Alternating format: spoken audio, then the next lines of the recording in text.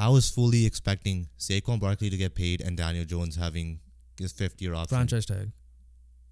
It was franchise tag? Because he did not get the option. Option was declined. Oh, option was declined. So franchise So which is even funnier that you give him $40 million. I was fully expecting that to happen, right? Yeah. First, I'm going to say this point. Pitching and defense wins, obviously strong bullpens, helps win World Series.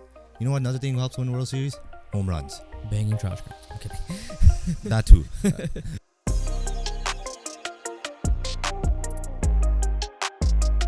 What's up, everybody? Welcome back to the VTR podcast. Before we get started, please like, comment, and subscribe and help us get to 200 subscribers. And as always, make sure you guys follow our Twitter, our Instagram, our TikTok, YouTube Shorts as well. So subscribe. We post pretty much on the daily. You can check our power rankings, our NFL ones especially. Some in MLB, but right now NFL. We're deciding what to do with the NHL and the NBA season. Also, if you guys do not want to look at our ugly ass faces here, make sure you guys download the podcast on any audio platform, because we're on pretty much all audio platforms, and download it and give it a 5-star rating. We'll appreciate that as well. Yeah. Before we get into the sports day, because there's a lot, perfect time for sports in general, but this weekend, hopefully Saturday, we'll be dropping our NHL tier list, and then on Tuesday, most likely we'll be dropping our NHL season preview, kind of like how we did our MLB one. By the way, check out the MLB playoff preview.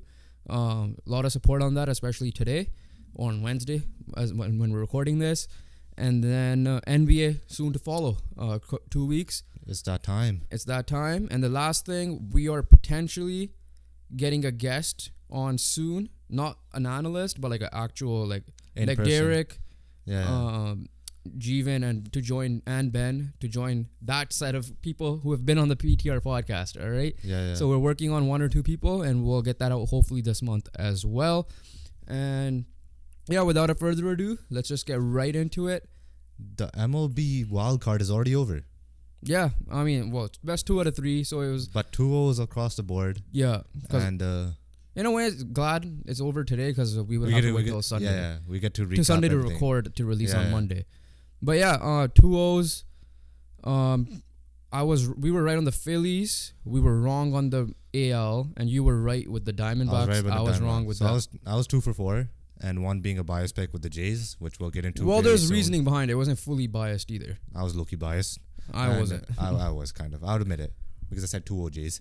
Yeah, I said 2-1, so that's why I wasn't biased. And the Rays just got absolutely shit kicked by the Rangers. Yeah, but let's just get the frustration out of the way. We're Jays fans, and we definitely did not like what we've seen. And like these 2 games basically summed up the whole season. Yeah, so it's pretty much, I saw someone tweet this.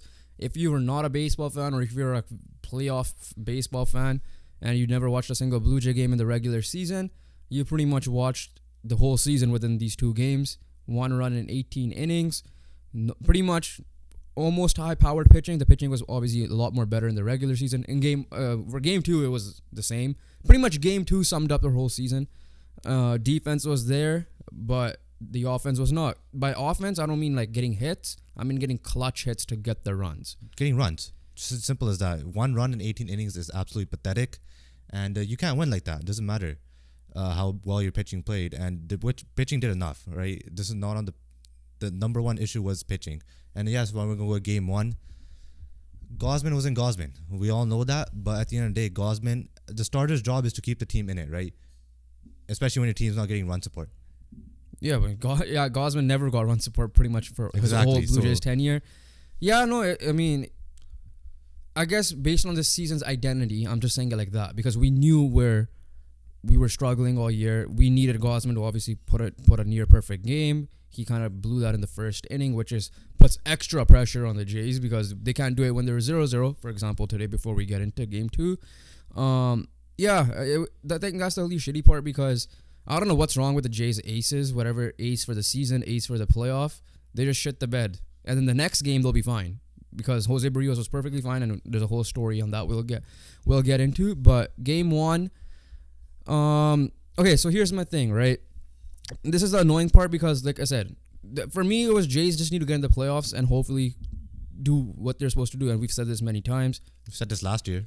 And mainly this year because the hitting wasn't going as much as it did last year. Last year was pitching. We're like, as long as we get a decent pitching performance, our hitting could carry us. Yeah, so we technically improved, and we should be. We're in the playoffs. And we didn't get a decent pitching performance this year. Like, our pitching's sick, but if we get a decent batting performance, we should be go through. Which was supposed to be our strong suit either way. Which didn't happen at all either. Because our star players were not our star players.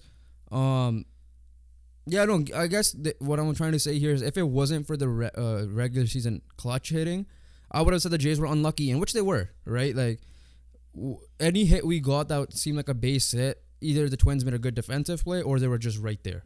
Right, the classic one is the Matt Chapman one that could have got us the lead. But to be fair, there weren't many of those.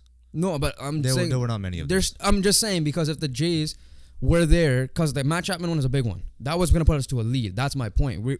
When we needed runs, we didn't get them because of that. Yeah. And in game one, especially, there was that Chapman one. There was the blue singles that the speedy center fielder just got to them. That was like 2 of them, yeah. Yeah, but it still counts because of that. But those weren't clutch hitting. Those were just getting. That wasn't the Chapman one was the only one with the runners in scoring position.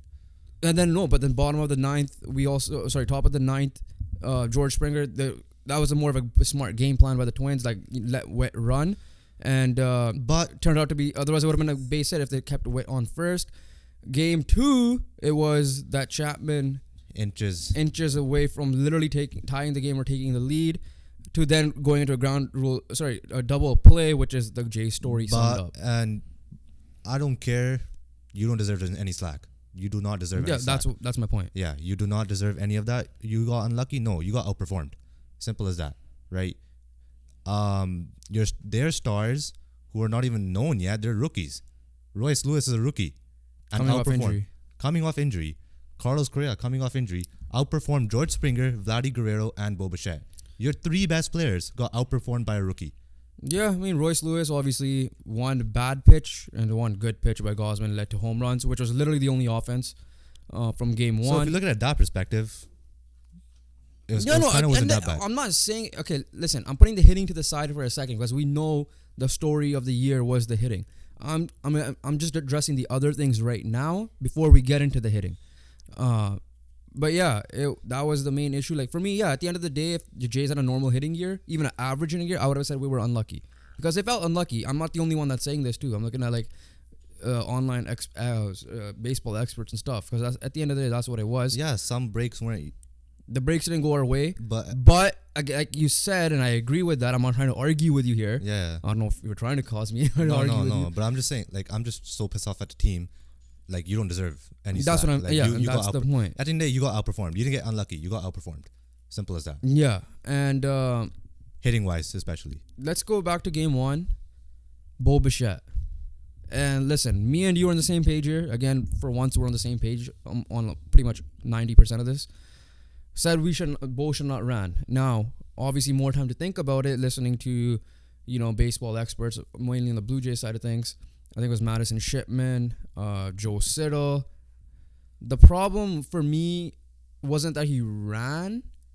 Okay, no, that was the problem. He ran. Yeah. But it was more so like, so we said he should have not ran. You should have kept it. Yes, in hindsight, we don't know what Chapman would have done. He probably could have grounded out. He probably could have struck out.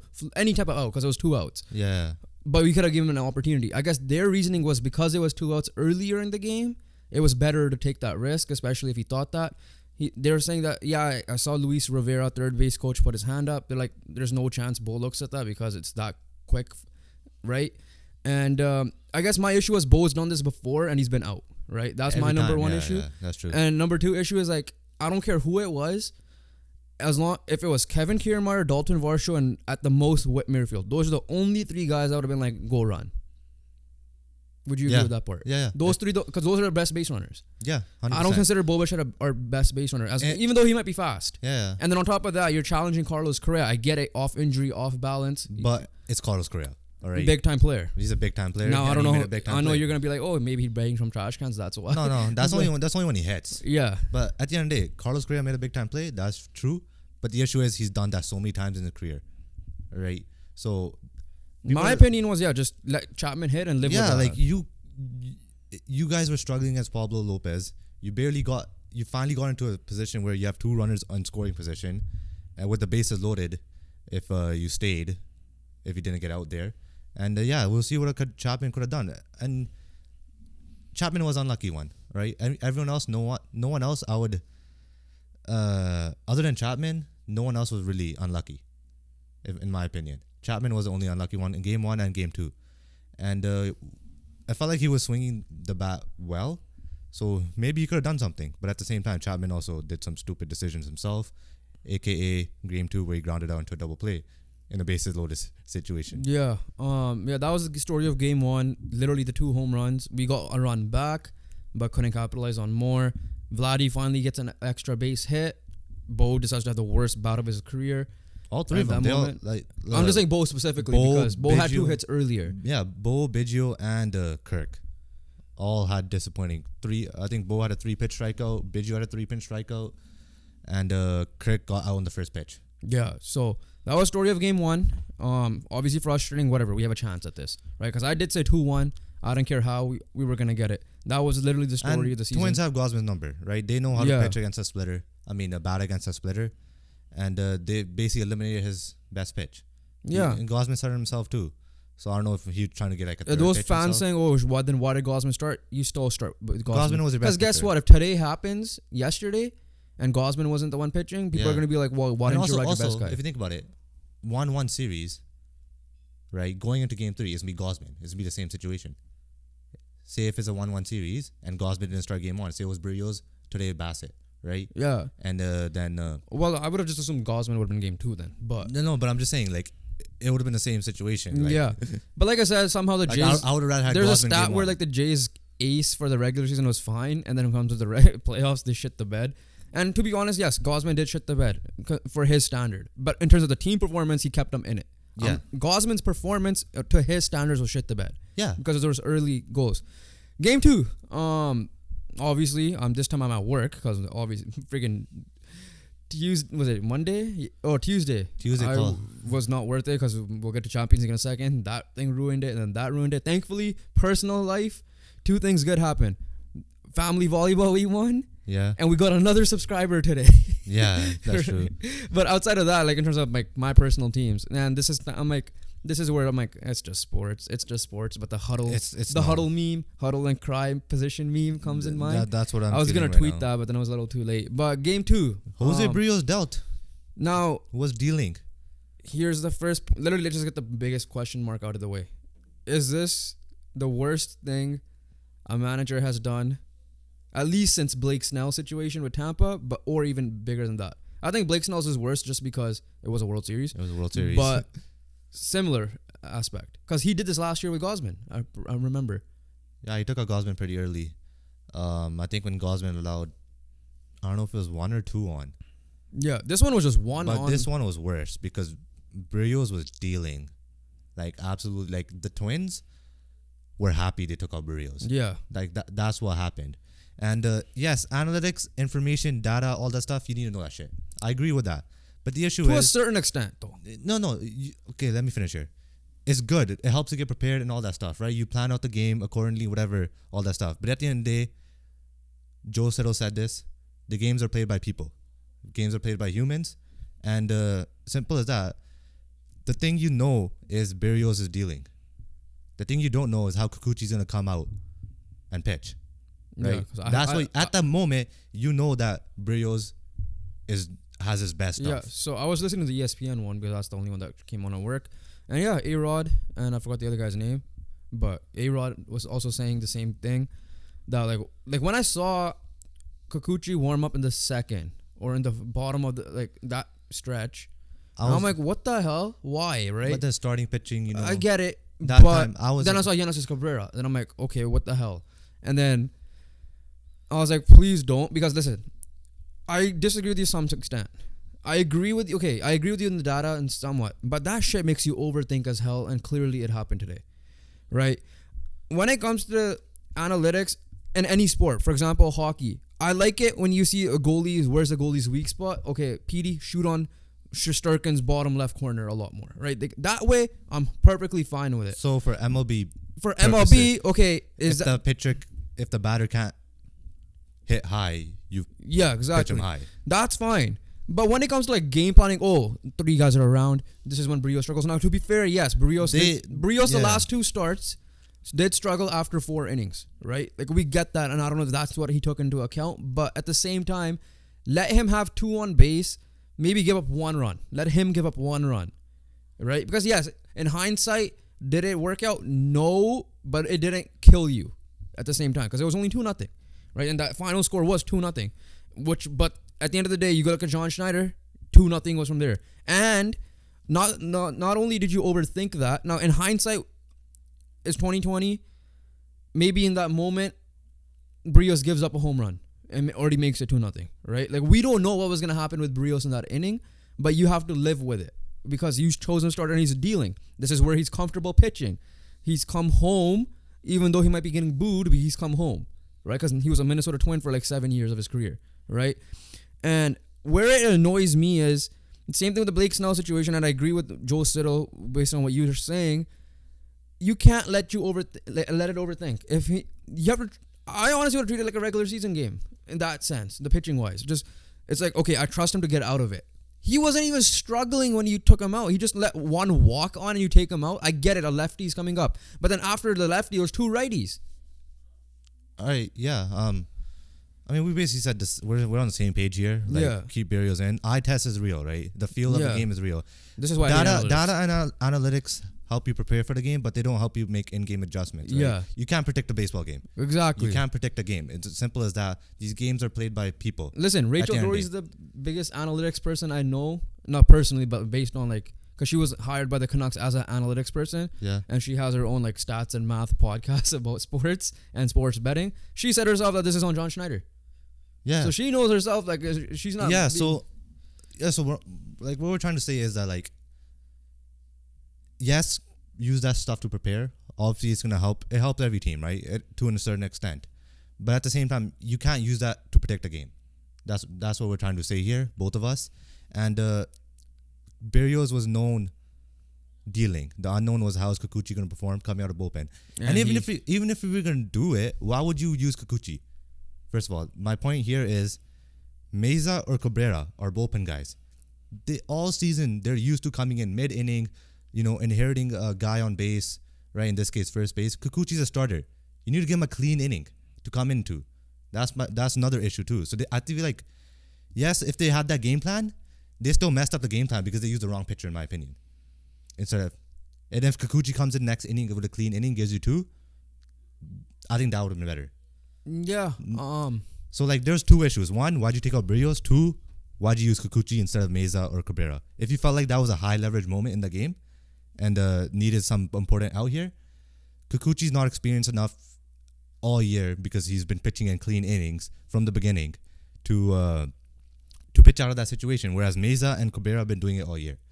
Yeah. What sucks about it is the whole debate of should have been Bassett or Berrios. It did not matter. It didn't matter. It was for me. It was always pick your poison. It was, yes, I get it. Bassett closed out strong, and Berrios did not. But at the same time, Bassett would have been our game 3 guy, which is perfectly fine, right? And Kikuchi didn't either close out strong himself.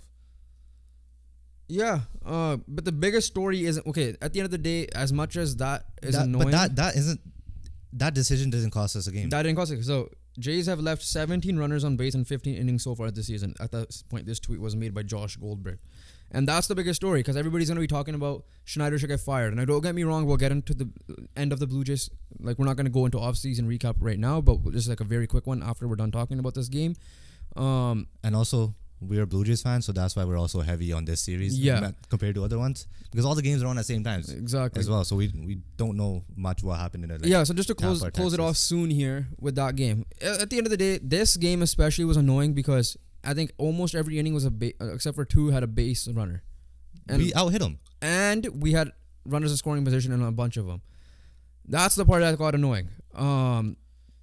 George Springer gets a fly out. Vladdy got picked off. We didn't even talk about that. Vladdy, okay, let's go there then. There was one moment in this series where I felt confident that we could drive in a run. It was when Bo Bichette was on the plate against Sonny Gray, facing him a 3rd time. He's already 2 for 2 against him. Yes, Bo Bichette the previous game had 2 hits and messed up in the 8th inning, right? But those 2 hits were against different pitchers. These 2 hits were against the same pitcher. So I felt more confident in this one. Your best hitter all year. With 2 on, second and third, all you need is a base hit. Vladdy's freaking focusing on telling Bo to calm down. You got this.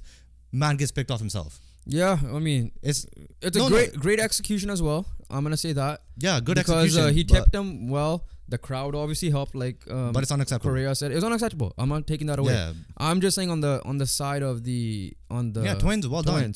Because they executed it perfectly. That's something the Jays usually do. I think it was Bassett who did it. But at the end of the day, when you look at it, Vladdy was on his heels. Yeah, because they were all on Vladdy was they on were his on a heels. 3-2 count, so they're all already run mode, and that's what he was thinking. No, he wasn't even in run mode. He wasn't even in run mode. He was just on his heels. He was just standing there like nothing's happening. Yeah, I'm not defending it. Like I said, I wasn't as confident as that one as much as I was in the bases loaded where Chapman fouled it off by a foot.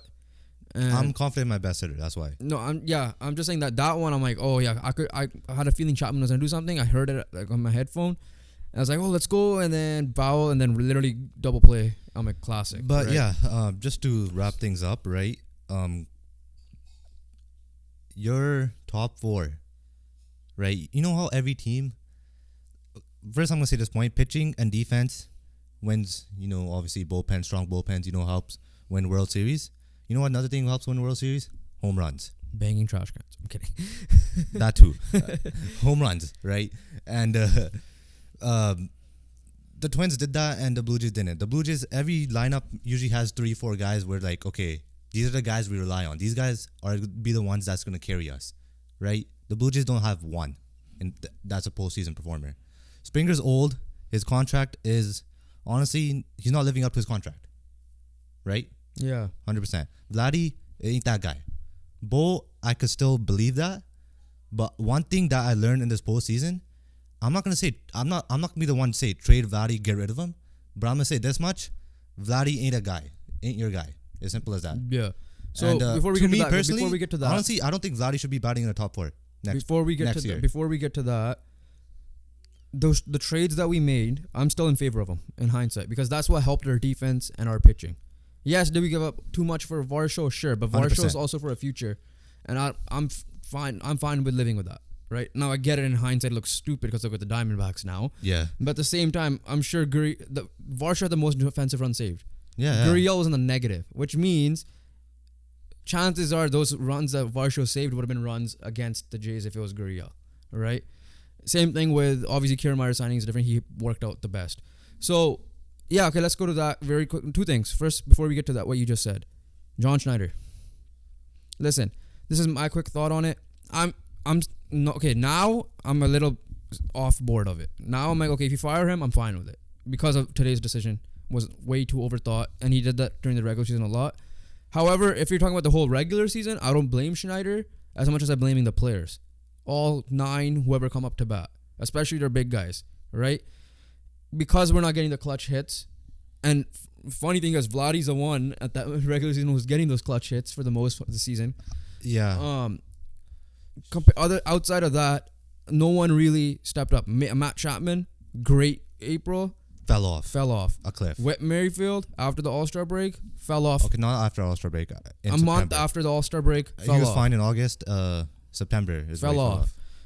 George Springer in the middle was bad, but he picked it up to finish out the regular season. 35. But he finished off very strong in the regular season. Went 0 for 5 in game 1, so it fell off. Yeah. So John Schneider, do you think he gets fired, or should he get fired? For me, or should Shapiro and those guys, Atkins, whoever, I don't even know who the GM is. Atkins and Shapiro are the leaders. So, but I don't think it's on Schneider. Yes, I'll tell you this much: this wasn't a Schneider only decision. The thing, Schneider has to face it because he's the manager. But this was a team decision. You could tell that because Gucci was getting ready before the game even started.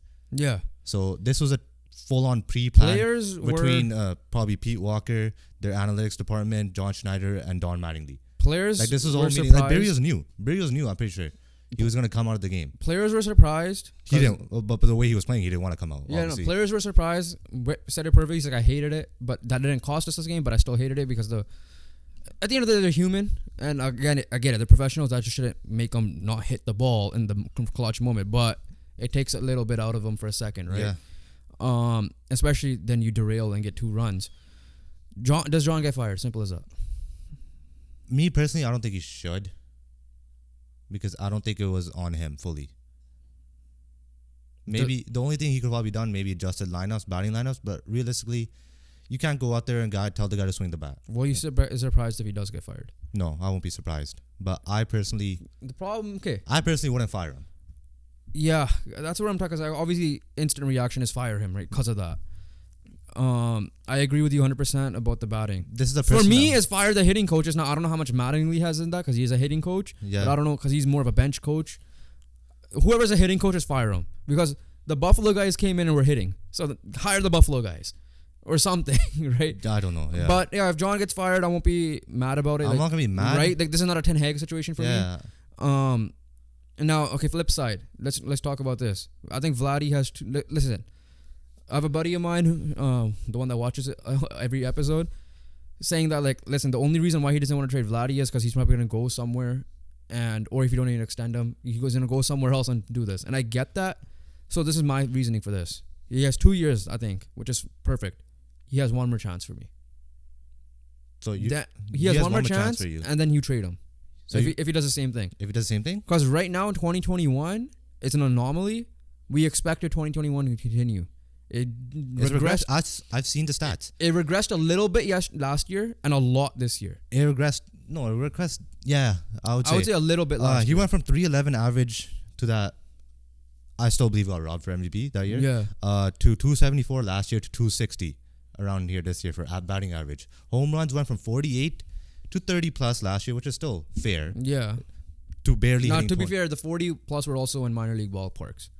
But the swing was good. Dunedin and Solid Park. The swing was good. It was, but I'm saying you can't ignore the home run. Mechanically, he was good. Yeah, but I'm saying you can't ignore the number because of that either. For home run numbers. Yeah. Home run numbers. No, I can because the swing and mechanic wise, he's different than he was then. And his chase rate, all that stuff, making good decisions was good then, terrible now. And this year is barely hitting 20 home runs. His OPS over 1,000 to I think around 800 last year, barely hitting 700 this year.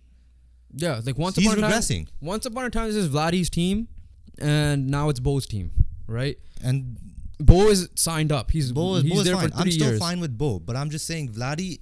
If you're telling me your big guys are Springer, Vladdy, and Bo, there's an issue because they have not shown anything other than probably Bo. For me, I could still put Springer in leadoff. I'm fine with that. I'm fine with Springer. Power production may not be there. He still makes contact sometimes. I'm fine with Springer. Right? I don't. That's a fair contract for him. Belt being your number 2 is an issue. You gotta figure that out. He's gonna probably retire. Huh? He's probably gonna retire. Is he? He's a free agent. He said, "I'm gonna contemplate with my family." Oh, then he's technically a free agent. He is a free agent. Yeah. And Bo, Bichette, and Vladdy. I personally believe that Vladdy could still be a part of this team, but Vladdy is gonna be a filler. That's what I'm thinking right now. Listen, do whatever you did to get yourself in shape and whatever you did exactly in 2021. Yeah. You do that now, you'll be fine.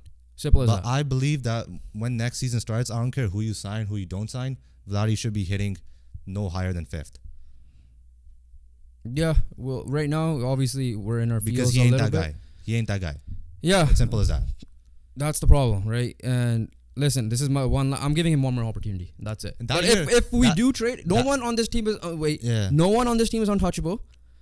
No one, literally no one. That's in the major leagues right now. Obviously, guys like Ricky Tiedemann are a different story.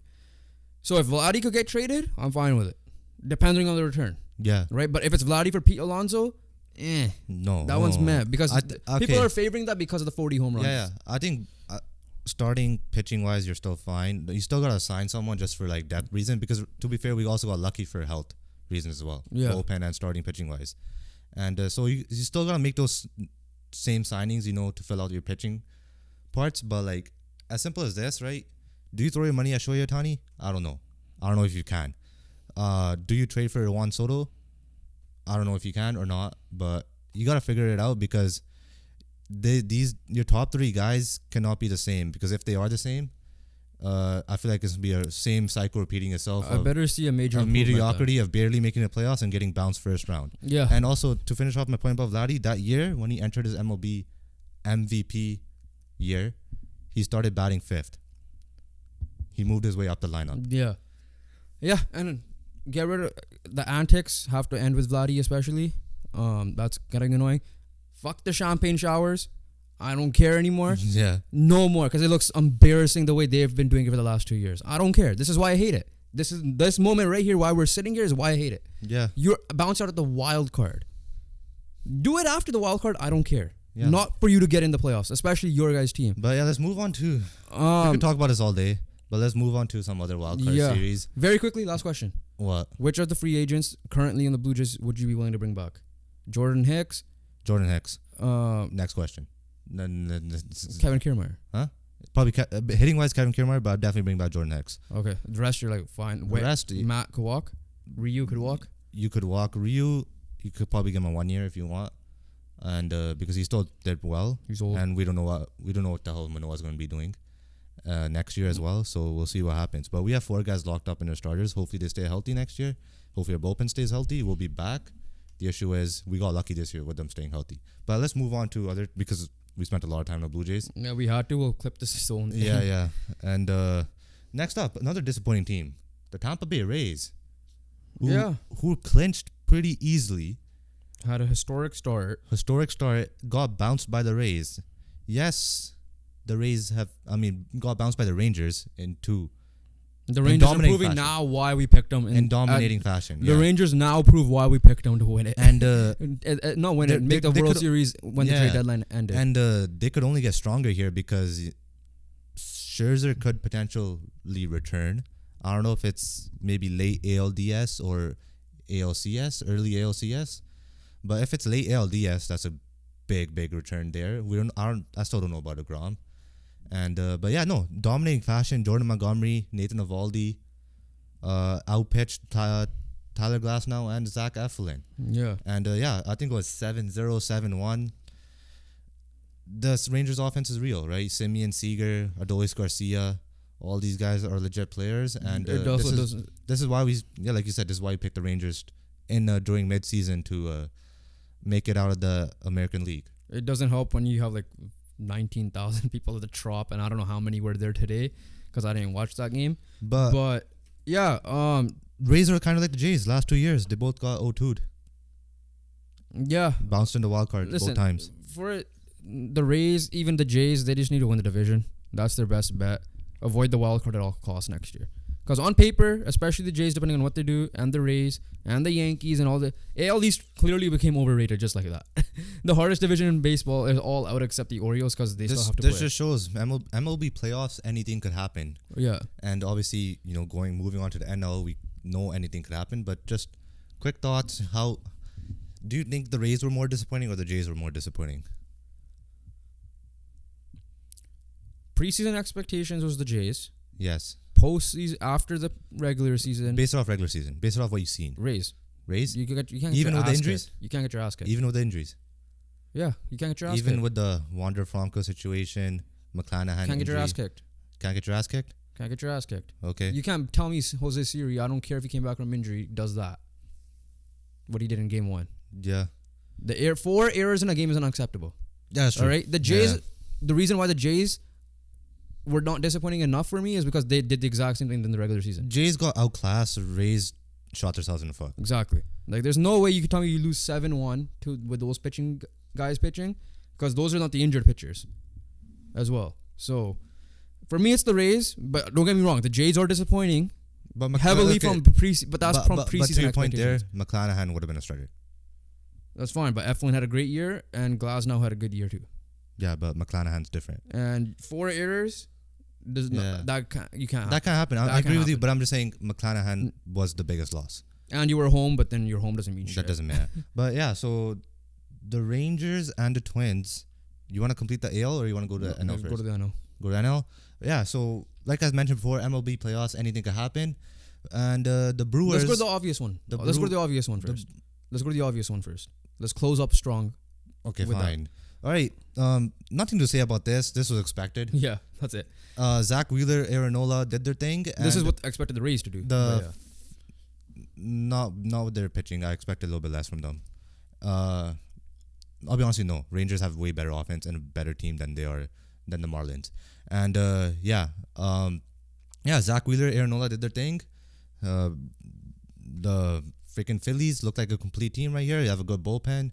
They have some strong hitters: Trey Turner, Bryce Harper, Alec Boehm, Kyle Schwarber if he returns to form. And they just whooped the Miami Marlins and sent them back packing. Yeah, that's it. Nothing much to say. Miami, good job. You made it to the World Series or the World Series playoffs, the wild card. But let's see if we could Sandy Alcantara next year. Let's see how he does. Shout out to your GM as well. Make some big moves. Luis Arias trade for Pablo Lopez. Maybe we should get rid of our whole, except for Pete Walker stuff, because the person that was coaching Miami was Don Mattingly before he joined our bench squad's job. Yeah, but that's when they were struggling, right? No, I think the year they made one. Got fired. He got fired like a year into the year, so I don't know if it was last season. But yeah, shout out to your GM again. Yeah, first woman GM to make the wild card, right? And she made a big trade with a Luis Arias Pablo Lopez trade. Yeah, and it worked out for you guys. Win-win. Yeah, you made the wild card. Obviously, Twins won, but like at the end of the day, the Phillies are no joke. Yeah, and they were my team from the NL. And moving on to why my third time saying this. Yeah, MLB playoffs, anything could happen because Arizona Diamondbacks first time making it. Corbin Carroll hitting multiple home runs. I think he hit, I'm not sure, but for sure he hit one home run, and Gabby Moreno with a home run, and they sweep the Brewers. So down 3-0 in the first game, came back 6-3. Yeah. Gabby Moreno homered. Corbin Carroll homered. Kettle Marte homered. Yeah, anything could happen. And they won game 1 without Zach Gallen or Merrill Kelly pitching. And you have Evan Longoria looking like he's 20 years old again. Oh yeah, what a play by him. Yeah, I saw that play. But yeah, no. I feel like the Brewers, like the Rays and Jays, just disappointed and frustrated. I'm pretty sure their fans are frustrated. Again, the team's frustrated. They've been like this the last 3 years. Brewers are up 2-0 again, and then shot it. So. And and then the Arizona Diamondbacks left their best pitcher for game 2, and he got the job done, along with their hitting. Yeah. So, young team on the come up clearly. Upside of the Brewers. But let's see how much they improve from this, because obviously I don't expect some of the other teams to be where they were. But then that's off-season issues, because let's just go with this. That Milwaukee had a Jays type year. They've been like the Jays last 2-3 years as well. Yeah, simple. They had the difference is the Jays had to work their ass to get to this spot.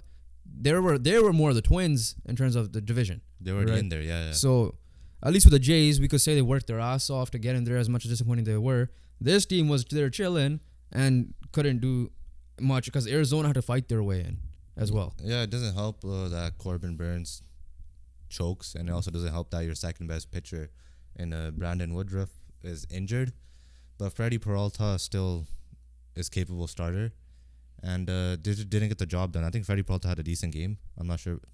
Check his numbers of a game 2 starter from Milwaukee. Sure, that's the Jays. But yeah, no, Milwaukee missed 0-2 this year against a young new team. Missed the playoffs last year. I think they got out on the wild card again the year before. 3 hits, 4 earned in the 5th inning. Okay, yeah. So he had a good start. It just after that fell off. That was like a classic Brios regular season closing moment. Yeah, yeah. But okay, let's just go there. Playoffs. Let's get right into it. All right, ALDS, NLDS. We'll start off with the AL. The Baltimore Orioles make their. Oh, you're in the AL, okay. Yeah, so a lot of their people make their postseason debut against the Texas Rangers, who's a lot of people are making their debut too, outside of like Seager, Simeon, I guess. Yeah, and then your pitchers. But right now, my biggest question mark for Orioles was going to be starting pitching, but at the same time, the other guys, the Texas Rangers, don't really have their starting pitching fully healthy as well. So I feel like it's an even matchup there, hitting wise, offense wise. I feel like this can be a good series. In my opinion. I'm going. Let's just get right into it. I'm going Texas 3-2. 3-2 Texas? 3-2 Texas. I'm going back to my bandwagon pick again. Even though I'm the one who said Texas will be a good team this year at the beginning of the year, the hitting proved it. I just think the Orioles are way too young, but I think they're going to be like the Sacramento Kings of the MLB, where they were young, first time in the playoffs, but make it competitive as hell. Now, I get it. They have home field. Camden Yards is a sick park. Don't get me wrong. I'm just going with my gut. I'm just going Texas will get this one 3-2. Anything could happen, right? And yeah, I think they're just. This is how it's. I think that's what's gonna end it. For me, the biggest issue with Texas is how are you gonna. You gotta steal one of game 1 and 2 and try to get these games back to like Jordan Montgomery and Nathan Eovaldi. Yeah, because it's clear they're not the game 1 and 2 starters. Maybe game 2 where you could get Jordan Montgomery because he pitched on Tuesday, but it's a tough one for me. I don't know. I do not know. But I feel like Texas will get it done 3-1. Yeah, I'm going 3-2, which means congratulations, Baltimore Orioles. You guys are moving to the next round. Yeah, probably at this rate, like with our predictions. But no, I genuinely feel like if as long as they keep this hitting going, and this is a weaker starting pitching, and they lost Felix Bautista to close. That's a big loss. That is a big loss. So that's why I'm going Texas 3-2. Yeah. Houston, Minnesota. This one's easier for me. Houston. I think. They just return to form. No. This could be a trap game. This Minnesota team finally won a series since 2002. You were probably not even born. Or no, you were born. You're not even 6 months at the time. 2004, I think. No, they won a series. Oh, since 2002. Okay, yeah. 2002, I think. So you were barely alive because the playoffs are obviously after your birthday. It could be a trap, right? Like they're on a high. They got Carlos Correa, revenge thing coming for him. We'll see what Maybe happens, teach him how to bang some trash cans over there. Okay, I think we should stop with the cheating jokes now. I think it's like I didn't make a single one. Surprisingly, I didn't make a single one.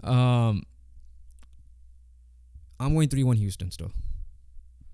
I'm going upset. This is like Seattle for last year for me, but I'm giving them. I'm going upset. I'm going with the Minnesota Twins 3-2 and getting the job done. Royce Lewis, I swear to God, you better be hitting home runs in this series.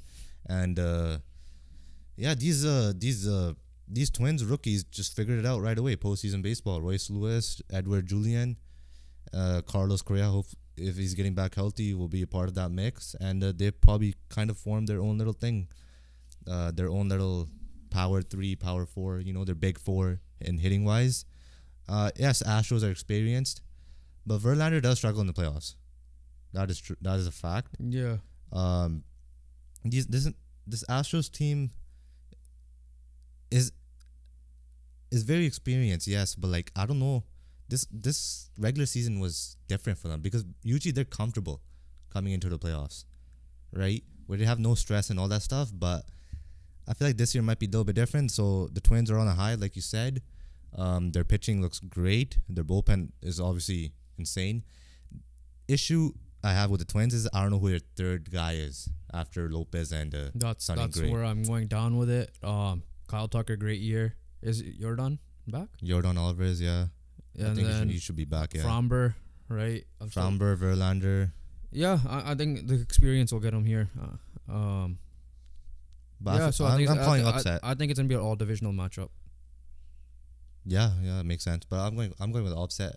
I feel like maybe these breaks might get to these guys as well.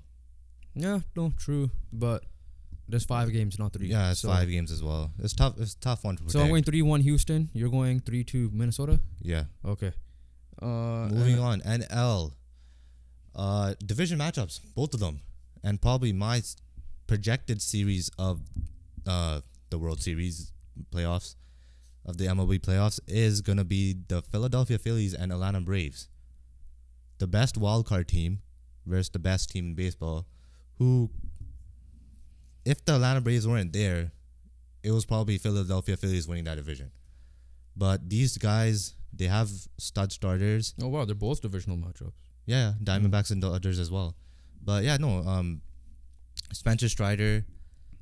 I think Max Fried might be healthy. Same with Charlie. I think Max Fried will be coming back. Charlie Morton still might be out. And the one thing that Phillies added that I really liked, obviously in the offseason, but I'm talking about trade deadline, was a third pitcher, and Michael Lorenzen. Yeah. Right. So I feel like I'm confident that their pitching has gone up. last year they did beat the Atlanta Braves to go through as well. And I believe that history is going to repeat itself. I said it before. I said it in the preseason. I believe the Phillies are making it back to the World Series. And I'm going to go with the Phillies 3-2. When the Dodgers played the Padres last year, what was the series? The Padres won 3-1? 3-1, I believe, yeah. Okay, no, because I don't remember. That's the vibe though. you're going with. I could see a little bit. But no, I'm going the opposite. I'm going... How's that the vibe? The year before Dodgers beat the Padres. No, I'm just saying the vibe of last year because Dodgers were the best team by far, and the wild card team in the same division beat them. Is what I'm trying to say. But I'm going Atlanta. I think they're just way too good. Yes, they may have coasted because to the end of the season, which is weird because the Jays somehow swept them earlier in the year. But yeah, they did. I'm going with Atlanta. I'm going 3-1. I think A, revenge season. B, they've just been so good that you're telling me that the years all their players put up, Acuna MVP most likely, Matt Olson, their pitching staff. Yeah, Matt Olson making playing like that Freddie Freeman was never there. Exactly. That's how well Matt Olson played. I'm going 3-1 Atlanta. I think I want one. I'm kind of want to see because I'm not go to the other one because I want to see Atlanta Dodgers matchup, like actual best on best head to head. And I'm sorry, Arizona, your Cinderella runs over. You're already getting it done. You know what? I'm calling that one a sweep. Calling that one a sweep. Okay. I'm calling that one a sweep. Yeah, makes sense. Dodgers. Quick finish point on Atlanta. One thing that's a little bit different for them that will probably have more hope than they did last year is Ronald Acuna has finally had a healthy year. Yeah. Right. So that's a big add there for sure. But yeah, moving on to the other side, Dodgers and Diamondbacks. The Dodgers had a lot of... There are question marks for sure. A lot of question marks. Obviously, Kershaw's still there. Kershaw will pitch. I know Urias is out. But after that, there's no Urias. There's no How did Walker. Lance Lynn do? Huh? I didn't hear anything egregious, so I think he was fine. Is he even healthy? I don't know. I don't know that too. I need to call a sweep, and this is the most likely sweep for me. Yeah. I'm still going with the Dodgers 3-1. Yeah. But I'm just saying, after Kershaw, I don't know who you really have. Because Walker Buehler is not healthy. He's not healthy. Urias, for obviously reasons why, is not pitching. But you guys could Google that. We're not going to bring it up. Tony Gonsolin's injured himself. Dustin May's injured himself. Bobby Miller, the rookie, who came up as well. And, yeah, I mean, your bullpen's decent. Brought back Joe Kelly. You have Ryan Yarbrough. You have Alex Vesia, the freaking guy that celebrated like crazy. I forgot his name. Bruce Gatterall. Yeah. When Cody Bellinger made that catch against the Padres 2 years ago. So, but yeah, my question is starting pitching for them. Listen, Diamondbacks are way too young for me as well. I'm going the same exact logic with the other guys. Yes, they have Evan Longoria. I get it, old man Evan Longoria.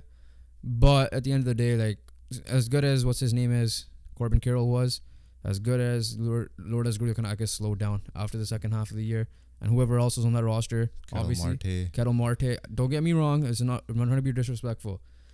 I just think I understand that they're missing pieces. I'm strictly believe like Dave Roberts and we'll have that team in check. You still have Freddie Freeman and you still have Mookie Betts. And Will Smith. And a Will Smith and a Max Muncy and whoever else. JD Martinez, right? And you have winners everywhere. Yeah, you have winners everywhere. And that's the reason why I'm going with a sweep. I think offensively, they're going to outperform offense those guys down there. Yeah, that makes sense. I get it, Zach Gallen and great pitchers. Again, postseason jitters or something else with pitching. Yeah, that's true. And especially playing at Dodger I agree with you. I said Dodgers 3-1. Yeah. But okay, I won't be surprised if an upset happens. But that's what this one I'll be more surprised. I know you might be. I will be surprised. I will be surprised for this one for sure. I won't be surprised on the AL side at all. Yeah. I will because for me Texas is the favorite for me. Yeah. I won't be surprised if Orioles do it. This is the one where I'll be the most surprised because I could see Philly beating Atlanta as well, which as my tough it would be.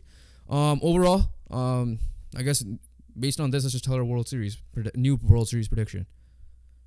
Who was your original one? Is it the same still? I don't even know who my original one is. Oh, you did Astros versus Braves rematch. No, I didn't. Did you not? No, I didn't. Because I did Rays I said Dodgers. Phillies, no?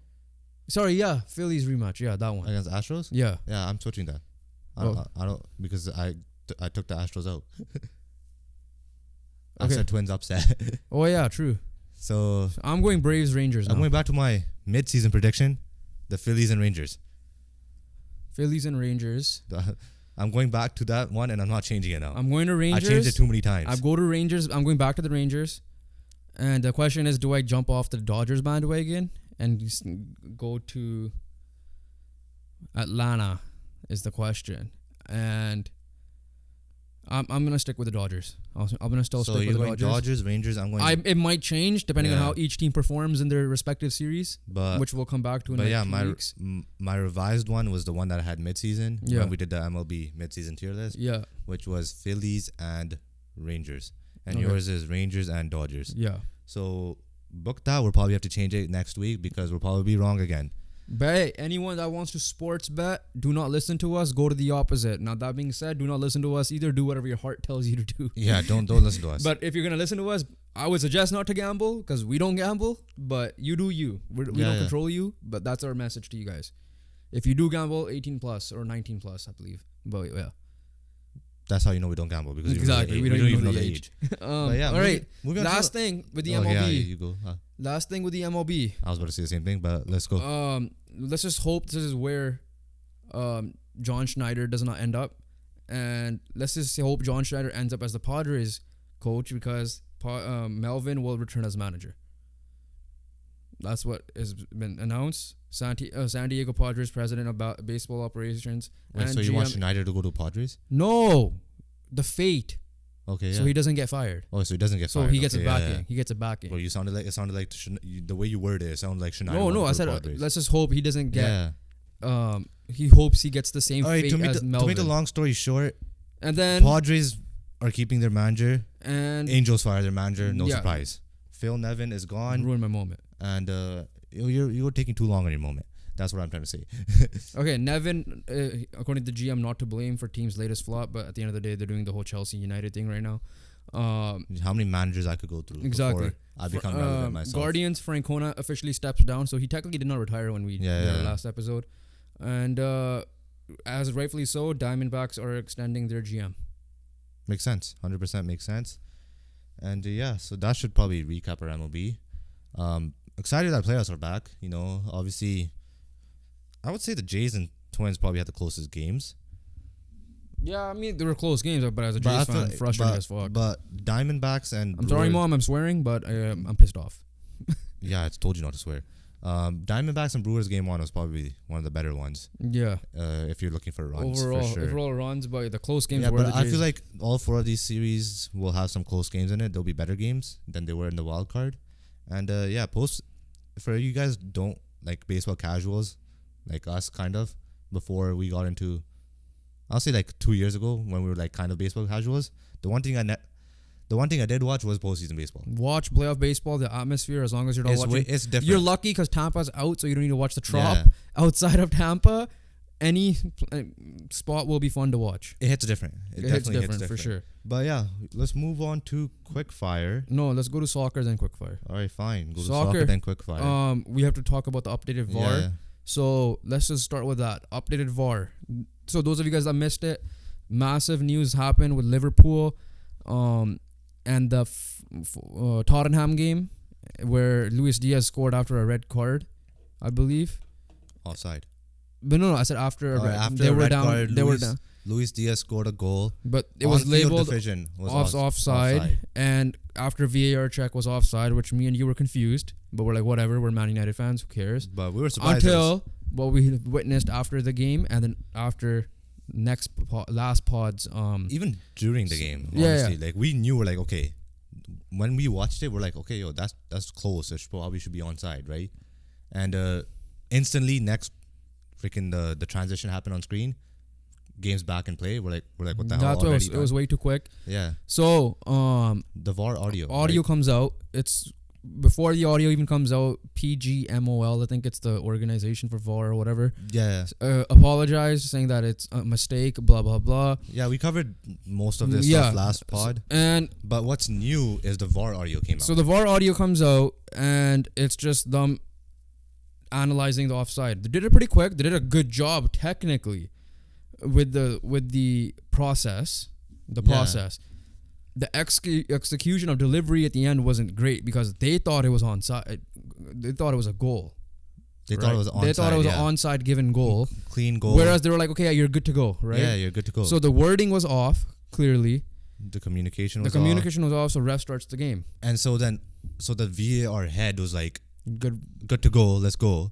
And then there's a guy in the back saying, you're saying that's offside, like, type of thing. And the communication wasn't there, and it was pathetic. As simple as that. Right? VAR is a joke because what happened after that was they realized that they messed up clearly, and so they're like, "Oh, it's too late." They started the game. That's bullshit to me.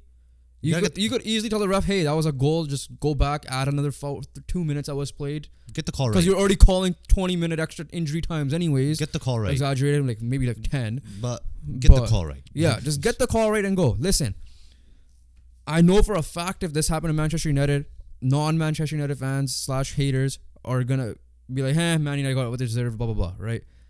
So part of me doesn't give a shit. Part of me doesn't. But at the same time, I'm with Mark Goldbridge. It's the integrity of the game that's being questioned. And this is egregious. This is right. Doesn't matter. Massive. Doesn't matter what. I do not like Liverpool. And everybody knows that Jeevan and his family are Liverpool fans. Right? And so we're at the same time, we're like, I don't care too much for it. But at the same time, the egregiousness of it is annoying. Because if this happens to United, we would be pissed. We know that side of things. It's a disgrace. So Gary Neville is just like, I don't know why they're taking so long. They just messed up. Move on from it, right? No. Like, if I'm... Like, I agree 100% with Mark Goldbridge. And keep in mind, these two are Man United people I'm talking about here. It's a disgrace. What I'm saying is Goldbridge is like, they need to take it further because Klopp definitely says just do a replay. And at this point, you might have to. You might. Because it was such a missed call and never happened before. You have VAR for a reason. Right? This isn't like back in the day when people would get pissed off at Man United or Barcelona for missed offsides or given offsides when they were not offside, right? This one, you have the technology to prove it. You proved it, but you used the wrong wording. Like, you should have said good goal or something like that. And then that you notice that you messed up, and I don't know who the head of these VAR guys were. Like, no, it's too late. The game already started. It's a effing disgrace. It's a disgrace. As Joven, if you guys don't know the thing, go watch the disgrace game highlights of Chelsea and Barcelona. Then you'll know what Drogba said. Yeah, but no, 100% agree with you. 100% agree with Goldbridge, and because VAR, I could give you some slack with the penalties and red cards. Offsides, you don't deserve any slack. No, you just gotta figure it out. Like, the rule is, if the guy's behind a defender, right, it's onside. Yeah. Right, and you could legit stop the game, pause it, look at the play. Luis Diaz was clearly onside. Yeah. Right, and they deemed it to be onside, but the issue was they thought the on-field decision was a good goal, so they said, "Oh, it's good to go," but they're like, "Oh, it was offside." Yeah. So they messed up. They mixed it up. The communication was poor, and honestly, the VAR guys were hung up to dry because they were trying to fix it, and then whoever the head guy was, the head VAR guy ruined it. Yeah. Yeah. So, like I said. Big Man United fans, this pisses us off too, and I don't care. We're not talking about fandom here or anything. We're just talking about strictly the game of soccer, game of football, right? Whatever you guys call it. The integrity was destroyed for sure, and that's all I'm gonna say with that because who knows? It could happen to any of our favorite teams, and even then, it's just you don't want someone to win based on, like, let's just say Tottenham finishes 4th and Liverpool finishes 5th. And it's a difference of 2 points. 1 or 2 points, let's just say. 2 points, even 3 points. Yeah. So that's a difference. That's a difference because they lost 3 points out of this game. Now, hindsight, it could have been something different because they were down to 10 men anyways. But yeah, so at that point, I would say restart the game from that moment. Exactly. Do you think that's going to happen? No. It's not happening. It's not happening. It's not happening. There has to be, like, that's what I'm saying. Klopp should take this further. Liverpool should take it further. Now, Liverpool's ownership isn't the greatest either, so I don't know how much they care because they probably care about what the hell is happening in Pittsburgh right now. But we'll go from there. We'll leave that there. But that's our thoughts. Like I said, not fandom aside, it's bullshit. As a Man United fan, I still think it's bullshit. I'm not gonna say I don't care about it. Yeah. But yeah. Moving on. UCL. Speaking of soccer, and a better usage of UCL. Maybe we overreacted with the PSG a little bit because they got their ass kicked today. Newcastle belong. They have 4 points in 2 games. How jealous are you of Newcastle? Because every Man United fan I saw tweet was like, I'm jealous of Newcastle and how they're run. Oh, and how they play as a team. Very, very jealous. And how they play as a team. Very, very jealous. Yeah, they have a full-on squad. They have better squad depth than Man United. And, they proved they belong in the Champions League. You know, getting a 0-0 draw away from home against Milan. And now absolutely whooping PSG at St. James's Park. Yeah. After PSG put on a dominating performance against beating Dortmund. And, Newcastle's looking good right now. That's for sure. Okay, the other side of the group of death is 0-0 again. So Milan's at 2 points. Dortmund have 1. PSG have 3. And Newcastle now have 4. I think I said Dortmund PSG go through, and you said... I said upset Newcastle Dortmund. I said Dortmund was my lock. Yeah. But there's no locks in this time. But I said Newcastle. Speaking of referee disgraces, from what I've heard, this Barcelona-Porto game was a lot of memes of Barcelona's referee is the 12th player. Barcelona's 12th player is the referee? Yeah. Like a lot of missed penalty calls or free kicks and stuff like that. That does not really involve... I guess penalties involve VAR, but free kicks and stuff, right? So there's that. Other takeaway, English clubs, Arsenal lost 2-1 to Lens. Man United, choke 2-0. Onana, don't know what's happening with you. But we're not going to get into it too much because we already ranted about the Blue Jays for long. We shot talked De Gea too much. And I'm not going to apologize because I was on De Gea's side. But everyone else apologized to De Gea because Onana is playing like hot garbage right now. He's our Bravo at the moment. But yeah, let's see. Because I defended Onana until these 2 Champions League games where it was his fault. We ended up losing. Again, not saying his fault. But this game exactly, it should have been more goals. Rashford. We're playing better, but we're still not getting the results. Yeah, I don't know how much of that's lack of depth. I don't know how much the players' mentality for all our teams. And at this rate, I don't know what the hell you're going to do. You got to get Amrabat in the middle. Right, because Casemaro's suspended now, so for Champions League, you kind of have to. But I think you gotta get Amrabat in the middle. Figure out. I don't know if you want to go put Lindelof left back and start Johnny Evans. The good news is, because you hate Maguire so much, the good news is, Evans performed well when he played. No, I'm just saying Maguire performed well in the other Crystal Palace game too. I'm talking about Premier League. Yeah. Palace played like a similar lineup. Evans performed better. What was I gonna say? It is international break coming up soon, so hopefully we get someone there. Speaking of international break, Canada men's soccer is finally playing a game. Maybe we'll try to get Peter Galindo on again, and we'll see. And yeah, I think those are the last takeaways. Oh, last thing, 3-2 game for Real Madrid and Napoli. So it seemed like a good game there.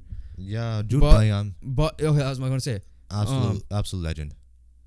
If next year's Ballon d'Or, is he by far the favorite? It's by season now, right? Yeah, I think so. Not by calendar year. I think so far. Because it should not be. So far, right now he's playing like the best player in the world. So if he just continues this, he's probably the Ballon d'Or winner. Yeah, and there's no one near him right now. Like no Haaland. There's no more Ronaldo and Messi. So I don't count Mbappe. I don't think so either. And Højlund has more goals than Haaland in the Champions League. Yeah. Yeah, I don't count. Yeah, that's it, right? It's right Bellingham. Literally, right now it's Bellingham to lose. Very early. Very early. Yeah. Because we have to see what he does for England. And get trophies as well. Yeah. To win. But yeah, right now it's Bellingham. Okay, last thing is the 2030 World Cup hosts have been announced. And it's very confusing. Because Morocco, Spain, and Portugal are set to host the 2030 World Cup. But the reason why we have multiple hosts now, A, economy, B, more teams are now added, right? Yeah. Starting 2026, North America is hosting that. But it's also the 100th year. It's going to be 100 years in 2030 since we had the first World Cup. It was 1930. Yeah. Uruguay, Argentina, and Paraguay are to play their first games. So I don't know if this means just group games or one game at home to celebrate the first ever edition. So it's going to be a World Cup in 3 continents for the first time ever. Africa for Morocco, Europe for Spain and Portugal, and South America for these 3 countries. I don't know how it's going to work with the travel and everything. I don't know how it's going to work, but it's living up to its name, World Cup. They're playing all across the world. But, I mean, it's a celebration. I guess they're trying to, because that's Uruguay's. I'm pretty sure. Why not just host them there? Huh? Just get those 3. Just host them there, right? Yeah. But I don't know. No, we'll see. Money's a thing, right? That being said, Saudi's trying to get 2034. Okay. Because they were trying to get 2030 and they just backed out of it. Yeah. So, yeah. But so those are, next World Cup is Canada, US, Mexico. And then the one after Spain, Portugal, and Morocco, with a couple games being played in Uruguay and Paraguay. And, I think the Euros were announced the following one, but I don't care too much about that, so I'm not going to even search for it. So that's all the soccer news for today. PL's back. I think this might be the last weekend, and as Man United fans, we'll see what happens. All right, next up, Quickfire. Let's go Quickfire. Off the bat, Trevor Zegras signs his extension. Bridge deal. 3 years, 5.75 million cap hit. How surprised are you about the number? Yeah, I thought it'd be a little bit higher, but bridge deals tend to be a little bit lower. But not 5 in the concurrent market, not 5 million. Not for that type of player. Yeah, it's not really 5. I thought he would have gone at least Pedersen's bridge, especially on that team. 6.5, 7. Yeah, especially on that team. Yeah, it's a little bit It's a bit surprising, but he's got to perform, and if he does what PD does in his contract, he's gonna get a huge pay rise. Pay raise. Yeah. Yeah, so that's the only NHL news. We're gonna just cover NHL this coming weekend, so you guys will get ready to look for that. Next big thing: NBA Media Day and training camps have officially started. First off, Jimmy Butler. Why are you doing this to me? Because wait, what? Dressing up like that? Because they're talking me. I'm like, why did I bring up Jimmy Butler? No, because we know it's not gonna happen. Huh? Oh yeah, no, because that's the picture we'll be stuck with all season, right? One day. No, because what they did last year when he did the whole long dreads thing was NBA just used this 2K picture. Oh, they changed it? They just changed it to the 2K picture. Oh, okay, yeah. So please change it this year, because this is way worse. No, I don't care. No, it's funny because I didn't hear any cancel culture bullshit. Yeah. Where he's like, I'm emo. That's what he was like. So I don't know. I'm surprised I didn't see any backlash. Maybe there was. Yeah. About, why is he making fun of emo people? Yeah. So first off, takeaway, Jimmy Butler. Right? Second takeaway, the new look Bucks. Yeah. Freak time. Kind of weird to see people in new places like that, right? Now, today, literally Drew Holiday was introduced as a Celtic, and he thanked Portland for letting him go where he wanted to, which sucks because he wanted to be a Celtic. He did say that his family grew up Lakers fan, including himself, so they're probably a little disappointed. So I'm kind of mad about that. Yeah, but also little ones. Aiden's a trailblazer. Nurkic is a son as well. Yeah, so those are funny ones. A lot of turnover. Brad Beal, so a lot there. Last thing though, the one guy was missing from Media Day, but it showed up training camp in Colorado, which is funny because they needed permission from the Denver Nuggets 76ers to do training camp in Colorado, and they met Dion and trained at Colorado State, which is hilarious. Wow. James Harden there. The saga is gonna continue. He's there's reports by Woj saying he's gonna come in fully ready to torment the team to force him a trade.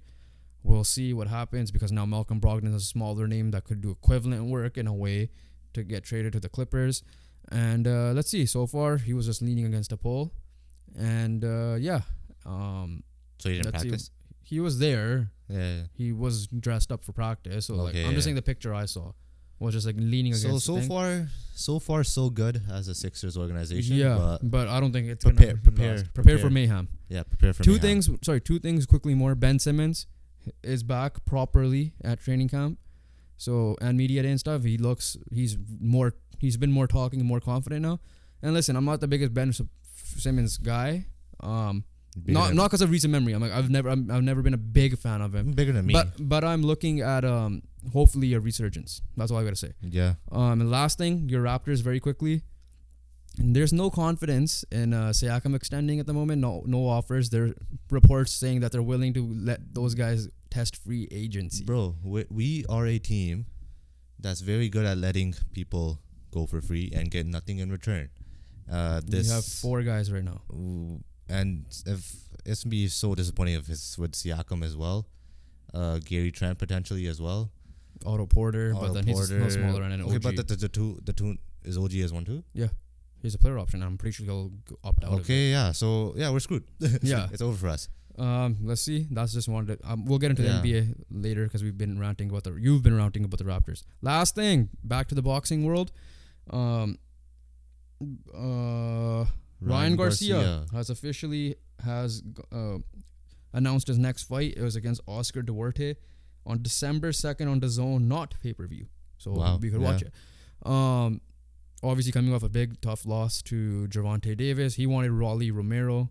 I guess I don't know too much about him, but he's a big name in that division. And yeah, so that's a big fight announced for December. At the end of this month, on the 28th, it is Ngannou versus Fury. And on October 21st, it's UFC 294 at 11 a.m., by the way. Which is Makhachev. This is in Dubai. Makhachev Oliveira. And Khabib is back in Makhachev's corner. He's going back? Yeah. Oh, I didn't see that. I saw a post where he said he's gonna join him in training camp like 2 weeks before or something. The fight in Abu Dhabi, right? Yeah. And he's back in his corner. By the way, UFC 297 is rumored to be in Toronto. Oh wow. Yeah. Canada. But I don't think they're gonna get a big card either. Yeah, probably not, right? Because I think someone said Sean O'Malley Sean O'Malley versus Chito Vera. The guy who actually beat him. Yeah. And he said false news. Oh. Okay. So that's the quick fire. All right, let's end off with some NFL. Pretty long pause. Obviously, a lot of Blue Jays talk, so Blue Jays fans, you're welcome. But first off, should we get into news first? No, let's finish with Monday Night Football. All right, fine. Monday Night Football. We forgot to do a prediction. So my prediction, if I were to very quickly say it, was Giants would lose by a score. That wasn't going to be my prediction. My prediction was Seahawks win. I don't know about score. Yeah. But it doesn't matter because your team, the Giants, only put up 3 points. Well, I thought Giants were going to lose. Yeah. And the Giants only put up 3 points, and Daniel Jones has, I think, the same amount of pick sixes as touchdown passes this year. All right. First off, before you continue, I'm going to look at the camera. I am wrong. The Giants suck. Now, granted, I made my prediction based on Saquon being healthy and the O-line being healthy, but even when they were healthy-ish, they suck.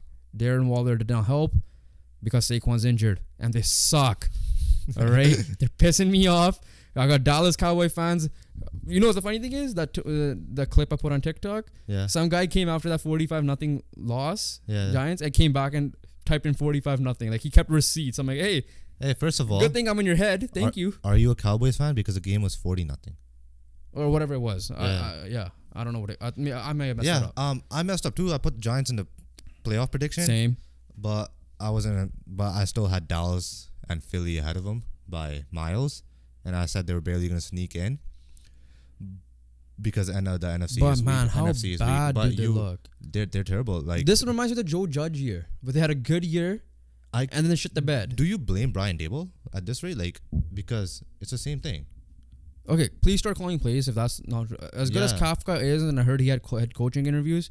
Start calling plays and let's see. Let's see. But listen, I get it. Andrew Thomas is missing, and Evan Neal's getting his ass kicked. Brian Daboll is surprised how bad Daniel Jones. Did you see his reaction after tossing the tablet away?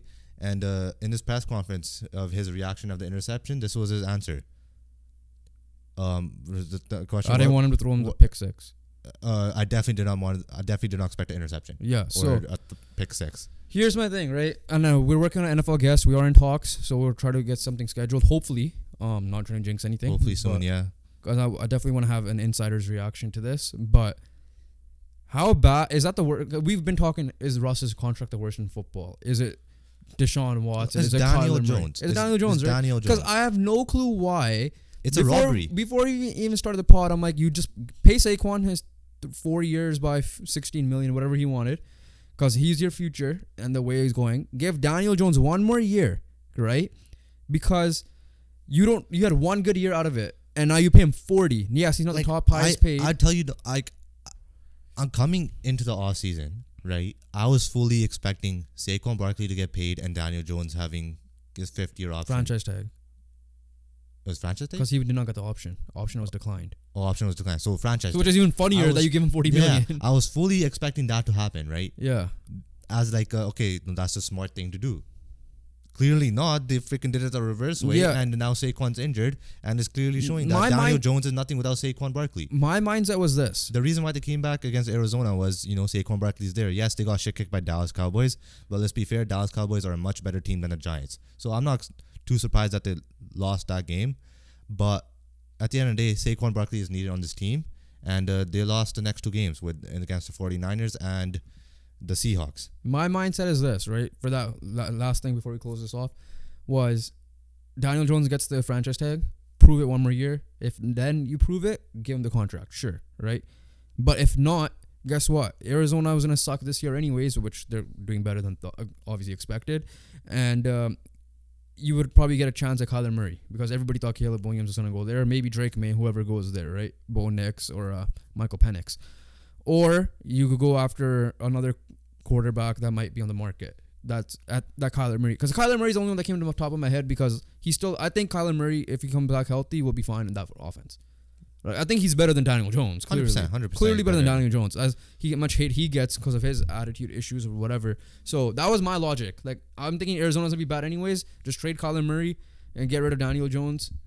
Trade him to the Giants and then get rid of Daniel Jones. But clearly, you guys chose the wrong, and you guys might be screwed because at least with the Jets, Aaron Rodgers is away for one more year, and you still didn't extend Zach Wilson, and you could have an option to go draft a quarterback or go trade for a Kyler Murray or whatever.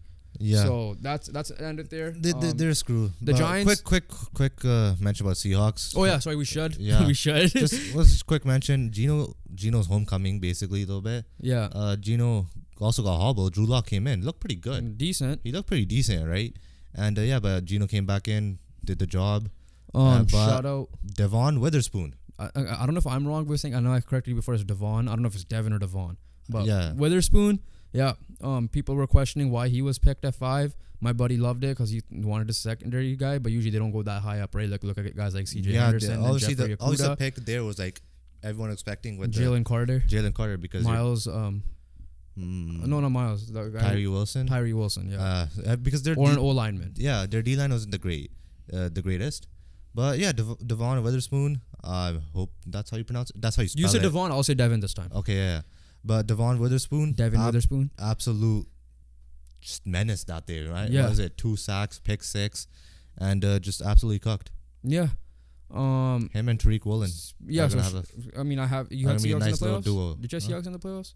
Yeah, I had Seahawks, Giants, right? Lions. No, I put the Vikings as my division winner. No, but then the wild card spot. Yeah, I put the Giants out of the Lions. And then who's your third? Oh, Dallas. Dallas. Okay, yeah. Yeah, that's where I messed up. No, I had Seattle. That's where Giants I messed up, and Dallas. Yeah. I doubted the Lions. Speaking of the cornerbacks, J.C. Jackson is back to where he started. Yeah. So obviously, which is weird because listen, Bill Belichick is under a lot of scrutiny because he's been struggling ever since Tom Brady left. But defensively, he gets guys paid and then brings them back, right? Kyle Van Noy, him, other guys, and then so J.C. Jackson gets traded for I think like 2025 5th and 6th round picks or something. Picks. They're just struggled. Late round picks. He was injured last year.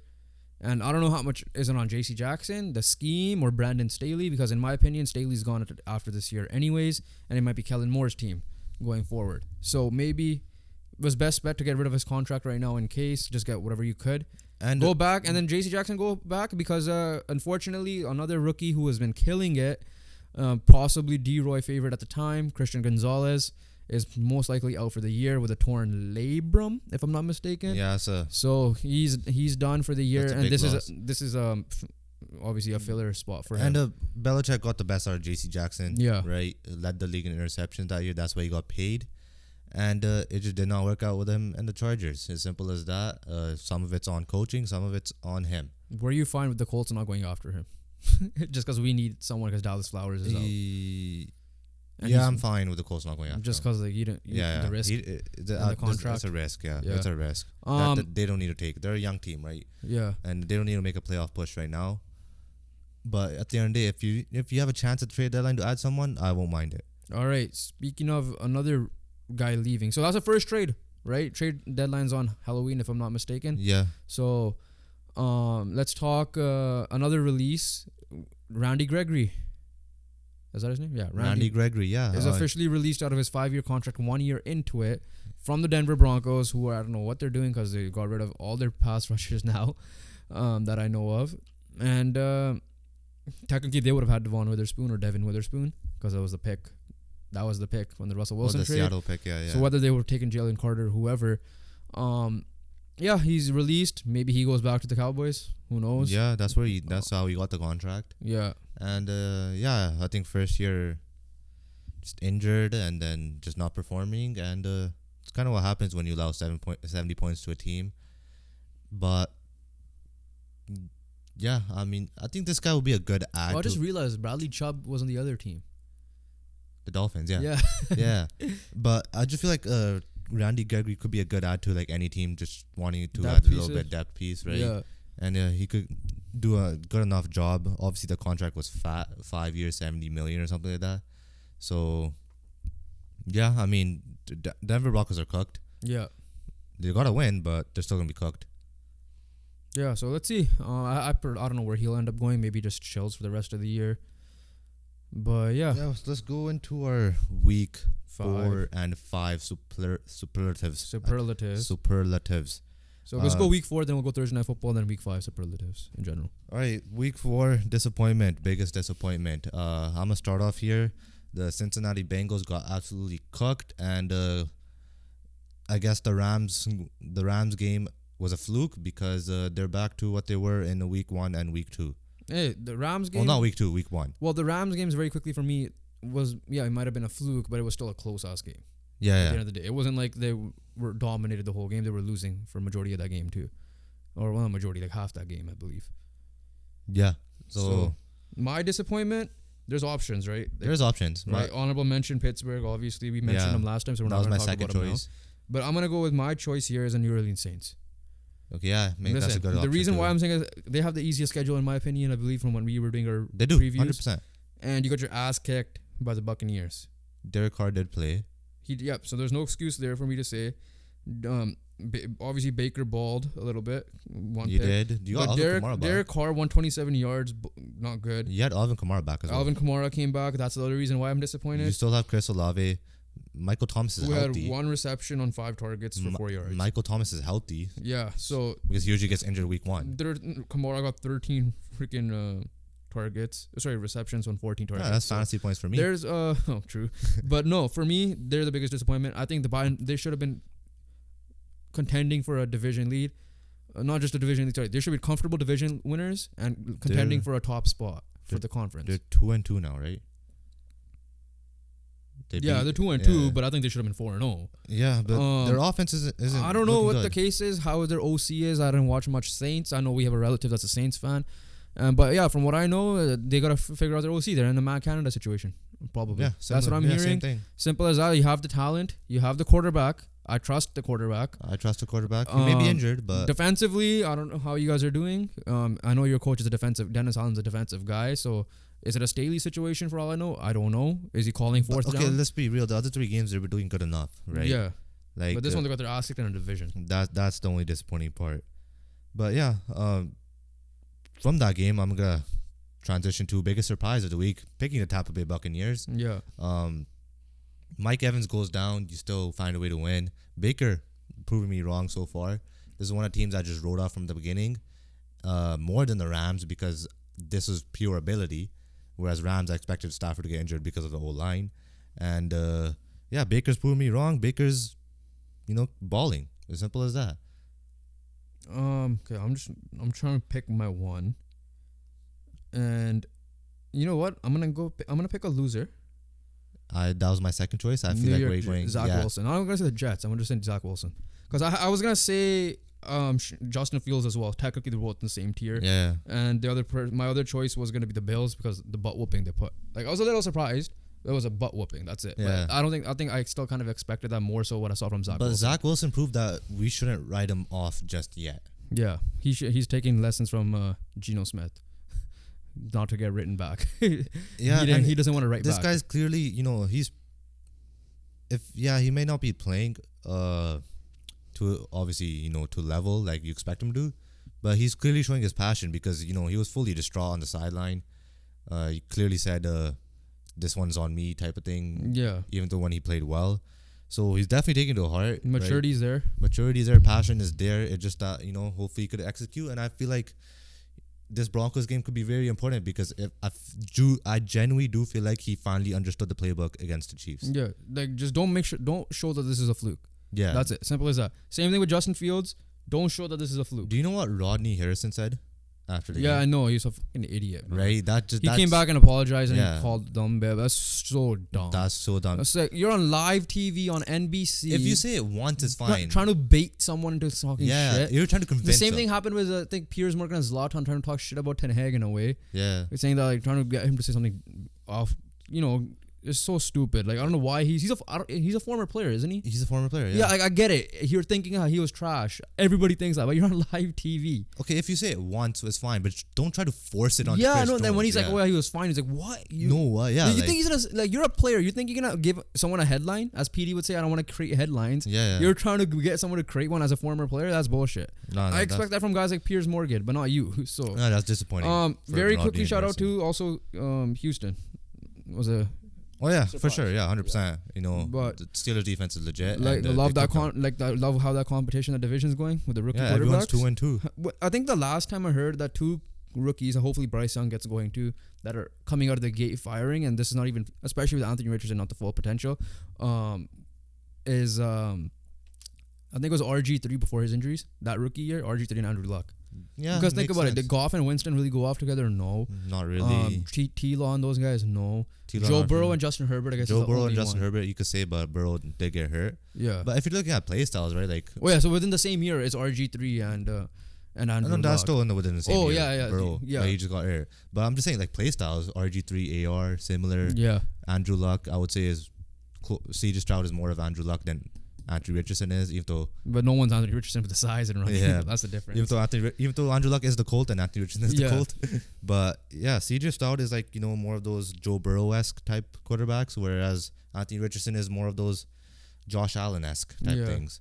All right, but yeah, so week 5. We'll go Thursday night football first. It's the battle. Absolute dud. Yeah. Now, we could be surprised because if it could be that Broncos game, I'm fine with it then. Yeah. If it's like that Broncos game, then I'll be fine with it. But the Commanders are a better team than the Broncos. The difference here is the Bears. The Commanders are actually decent. Sam Howell got sacked a lot, and they pulled off an overtime game. Right. There's a reason why I put the Eagles 5th is because in my power rankings because of Commanders, and. Yeah, Chicago 0-4 should have had the win. They messed up. Justin Fields obviously fumbled. Question for Justin Fields: is this a blip? Was the last game a fluke? That's what I'm looking out for. But I think Commanders will win by like 2 touchdowns. Yeah, I think Commanders should handle the Bears here, and because I do believe it's still a decent team. They're not they're not at the bottom of the barrel like the Bears, the Broncos, and you could probably even throw the Panthers in there right now because they're 0-4. Meaning that Bears have the 1 and 2 overall picks so far, and I picked the Commanders. Like you said, I think 2 possessions. How disappointed are you in Chase Claypool?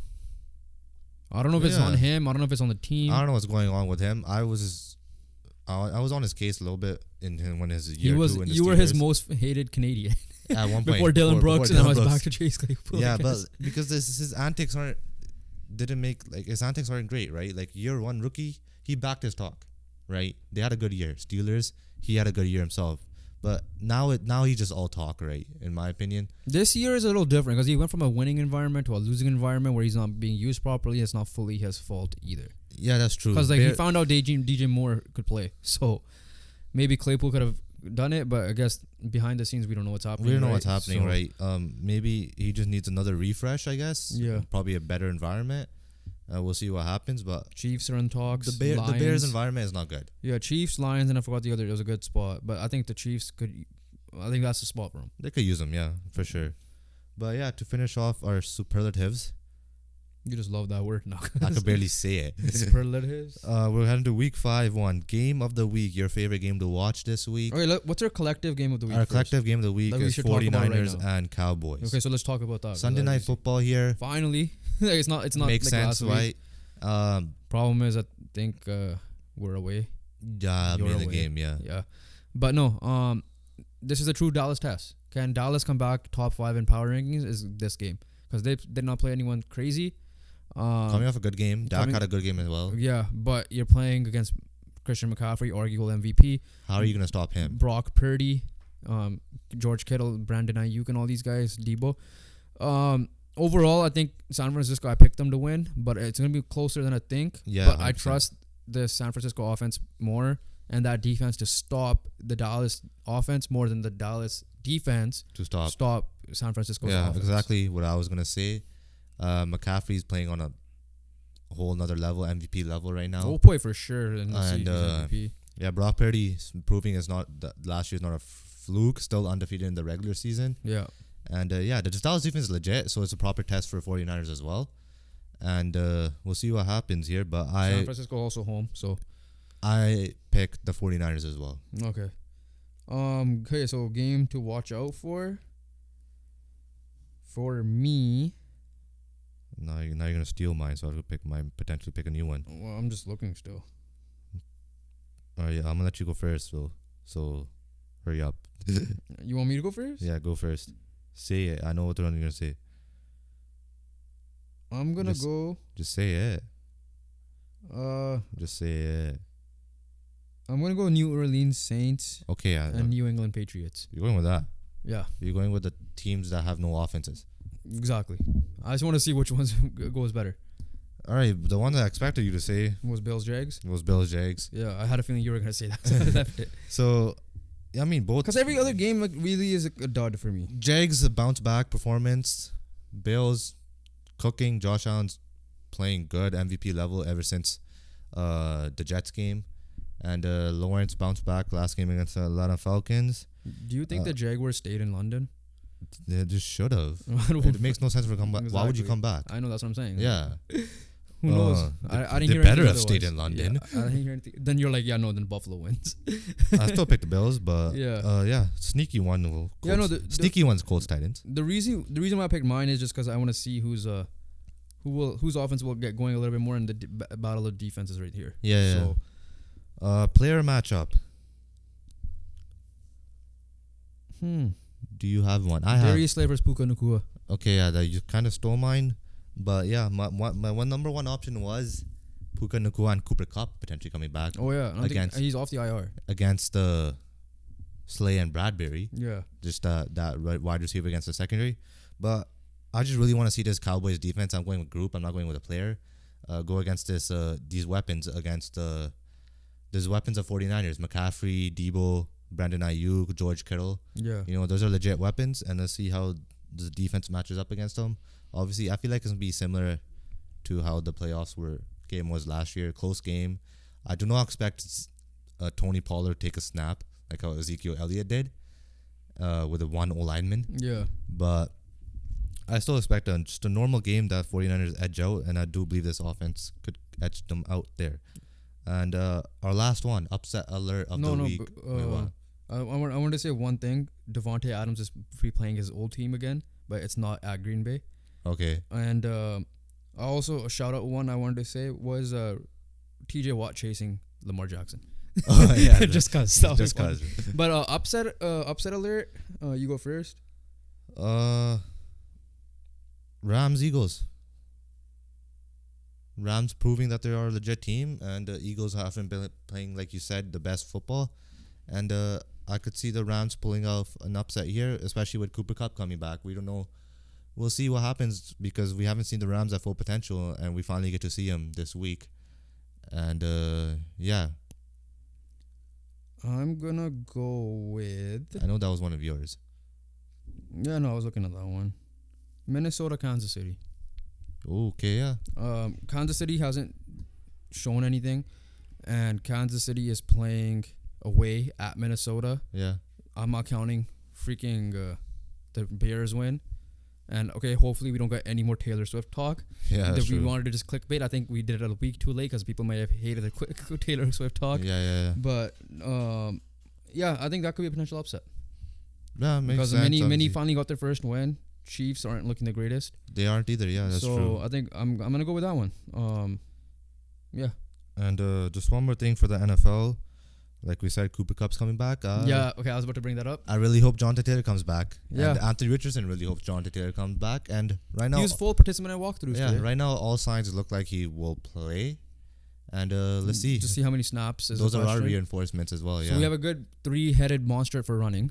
Anthony Richardson, Zach Moss, Anthony Richardson, and Jonathan Taylor. Taylor. Reports are that the relationship is getting better. Now the trade request is still technically there, according to Schefter, but Stephen Holder I trust a little bit more. Sorry, Shefty, because he's literally there. He's literally there. Yeah. He's like it's getting repaired. We'll see what happens if he performs. Teams are excited. Like it's not like Shane Steichen's openly talking about it. He's happy. Everyone's excited. I forgot. I think it was Mac Moali Cox. I think said that. He's back with open arms, and Anthony Richardson said like, yeah, we're good, we're friends. I love the guy, so let's see. He's like, excited what his just because his demeanor doesn't mean that's just for show. Like I've always said that's just for show. I think just behind the scenes he's still fine. He would not be at practice consistently like he was. He was at the away game against Baltimore. Celebrating Zach Moss's touchdown. At this point, next year's offseason, I hope him and Pittman Jr. or extended, signing contracts at the same time or whatever the case may be. Yeah, but excited to see him back. Excited to see Cooper Kupp back. We'll see that duo with Puka Nacua. And Two things could happen with the JT thing. It could be A, he balls out and we get a massive trade offer, which you might have to consider. Yeah. Because it is a running back market at the end of the day. Yeah. Or B, we don't actually trade him and we keep him with Anthony Richardson, and I'm ready to see that backfield. Those are only two options anyways. No, I'm just saying in general. Yeah. But that's pretty much it for today. I'm gonna get into something very quickly to the end of the podcast. So we drop YouTube polls. Oh, I thought we were gonna do the outro. Oh yeah, that's pretty much gonna lead to the outro. So this is the outro. But polls. No, well, I'm gonna bring up some polls that we did, and because one of them is relating to the NFL, that's why, and I'll bring up the MLB one. So on our community post on our YouTube channel, you'll see random polls. We already have pre-set up, so like the NHL season coming up, get ready for that. We'll set up more. On Instagram, right now we're at 130 or 31 followers. Get up that higher, and I'll do more there. I might start some now, but we want to see a higher number before we get going because we don't want like 20 people polls. We want to try to get into thousands. Eventually thousands, but like maybe in the couple hundreds, right? Yeah. Right now, just very quickly, I put out a poll. Thank you for 177. Now I hate that number. I want that to be 180 by the end of the week. Yeah, hopefully. Let me just pull it up. So the first one we did was this week. Shoot, why am I pulling up yours? Channel. So I since we were talking about MVPs last time, I'm NFL like, you know MVP, what? yeah. So I put it up. Got a lot of support on this. 27 votes. That's a lot. I think that's their most voted one. That's a lot for us. I put 4 options. I was gonna say other and comment, but you guys don't comment except you commented on one of them and I commented on one of them. Yeah. And one of them was a troll comment. So my question was, who is currently the NFL MVP? Lamar Jackson, Tua Tagovailoa, Christian McCaffrey, or Josh Allen? And you voted for funds. I voted for Christian McCaffrey because I feel like he has been the best player from week 1 to week 4. So and I voted for Josh Allen, right? So this was the end result. Out of 27 votes, this was the percentage. Tied for last was me. The 1 vote looks like 4% Tua, and you voted for Josh Allen. I voted for Josh Allen. So I'm the only one. So it's 1%. So one vote and 1 vote, but 4%. 4% each. 4%. Yeah, 4% for Tua, 4% for Josh Allen. Christian McCaffrey, 15% only. Yeah. Which means the majority think Lamar Jackson's a favorite for MVP right now. We're currently the MVP at 78%. So whatever 78% of 27 is, mathematicians, you guys figure out that's how many votes have been done. Yeah. So for me personally, Lamar Jackson's 4th. But if you're looking at if it's a QB award, then he's technically 3rd. But yeah. That's my overall take on that. I still think it's Josh Allen fighting with Christian McCaffrey. That's me personally. The other one was who will win the World Series. That's only 9 votes, so I'm guessing you guys are not big baseball fans. So Dodgers, Orioles, Braves, other comment below. Well, the 67% was other. in general, the vote was other, but the comment was just you saying the Blue Jays. Oh, that was just a joke. But 22% Braves, 0 on the Orioles. Yeah. And 11 on the Dodgers. Yeah. So that's that. And the last one, we might as well bring up NBA very quickly. I said who will win the East, 12 votes. It's literally three quarters and a quarter. 75% Bucks, 25% Celtics. Yeah, makes sense. So those are the 3. Check out our YouTube. There's more. Like I said, Champions League starts. A lot of you guys said Real Madrid will win it. Man City, 6%. Bayern, Napoli. I said Barcelona, and the other is 31%. So yeah, check that out. We'll be also dropping some Instagram ones on the timeline eventually. But we want to get that follower number up. If you guys want to see polls from us, get that follower number up. So that's how it is. So check out the polls. That's our best way to engage with you guys. So appreciate the voting, especially with today's. And other than that, it was a fun podcast. Make sure you guys like, comment, and subscribe. Check out our NHL stuff coming this week, a potential guest video coming soon, and NBA content coming up soon. Other than that, we'll catch you guys on the next one. Peace. Oh, I forgot to say peace.